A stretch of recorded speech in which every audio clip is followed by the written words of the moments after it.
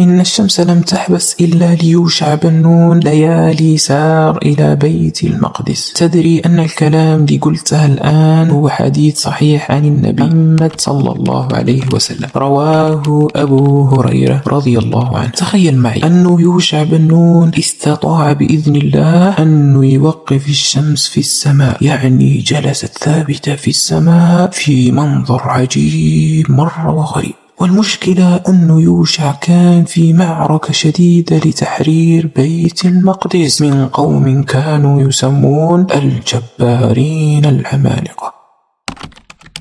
السلام عليكم ورحمة الله تعالى وبركاته، حياكم الله وبياكم وجعل الجنة مثواي ومثواكم. مرحبا بكم في قناتي، قناة القارئ هني الجزائري. قبل ما نبدأ قصة اليوم لازم نعرف شيء مهم جدا. تعرف أنه في عقيدة سيدنا موسى عليه السلام كان حرام عليهم العمل بيوم السبت، فما يعملون أبدا في يوم السبت. أما الشيء الثاني كان في قوم اسمهم الجبارين العمالقة، يعني بصراحة اسمهم واضح، كانوا عمالقة وضخام مسلطين وظلماء إلى غير ذلك، يعني اسم على مسمى. هذول القوم احتلوا بيت المقدس واللي كتبها الله سبحانه وتعالى للمسلمين من بني إسرائيل، واللي هم أتباع سيدنا موسى عليه السلام. الله سبحانه وتعالى شرع لهم القتال، شرع القتال لأصحاب موسى واسترداد بيت المقدس، يعني صار أمر من الله سبحانه وتعالى في تحرير بيت المقدس. ولكن كان ردهم على موسى أن قالوا إنا لن ندخلها أبدا ما داموا فيها، فاذهب أنت وربك فقاتلا إنا هاهنا قاعدون. أستغفر الله، يعني كانوا جبناء ورضوا بالذل والهوان ورفضوا أمر الله وعصوا نبي الله سيدنا موسى عليه السلام. فحاول فيهم موسى لكنهم رفضوا رفضا شديدا وقالوا إذا أردت أنت القتال قاتل، إحنا ما ندخل. حقيقة قصة تقشعر لها الأبدان. فدعا موسى ربه قال رب إني لا أملك إلا نفسي وأخي، يعني ما في أحد سوى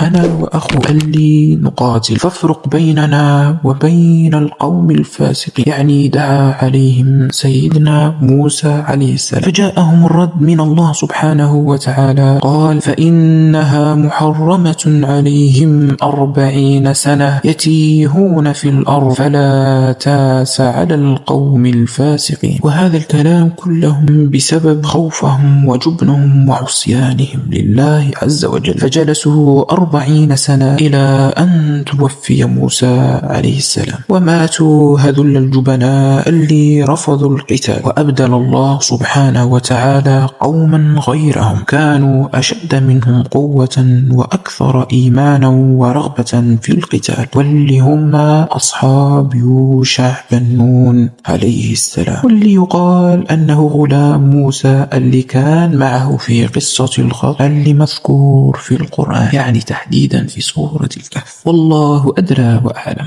المهم أنه يوشع بن نون قال لهم الله سبحانه وتعالى أمرنا بالقتال وتحرير بيت المقدس من هذول الظلمة، وأن بيت المقدس كتبت للمسلمين، فبايعوه على القتال والسمع والطاعة. فتجهزوا وانطلقوا بقيادة جيوش وحاصروا هذه المدينة لمدة يقال 6 أشهر، يعني مستعدون لاقتحام في أي وقت. بس ما جاء الشهر السابع اقتحم يوشع بن نون الأسوار، يعني أسوار تلك المدينة، ودخلوا عليهم وقاتلوا قتالا شديدا. هذول العمالقة الجبارين، يعني في الحقيقة أجسام كبيرة يا رجل، بس قتالهم ما كان سهل أبدا. جلسوا فترة طويلة وهم يقاتلون هذول العمالقة، فمرت الأيام حين جاء يوم الجمعة، والقتال لا زال بينهم متواصل، واليوم التالي بيكون يوم السبت واللي حرام عليهم القتال فيه، والعمالقة عارفين أنه يوم السبت حرام عليهم القتال فيه، يعني حرام عليهم العمل أصلا. صارت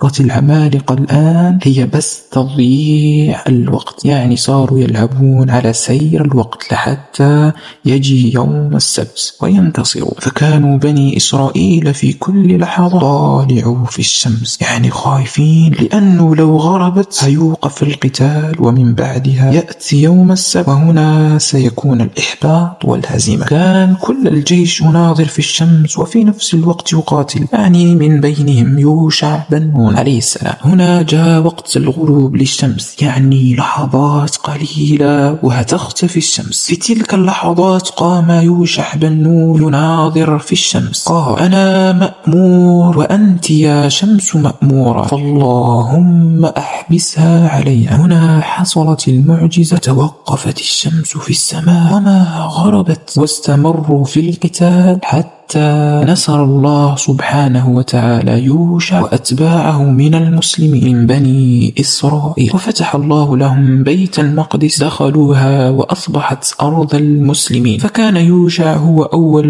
من توقفت له الشمس في التاريخ. هنا وصلنا لنهاية الفيديو. إذا أنت وصلت لهنا لا تنسى الصلاة على سيدنا محمد صلى الله عليه وسلم. وفي الأخير سبحانك اللهم وبحمدك، أشهد أن لا إله إلا أنت، استغفرك وأتوب إليك. السلام عليكم.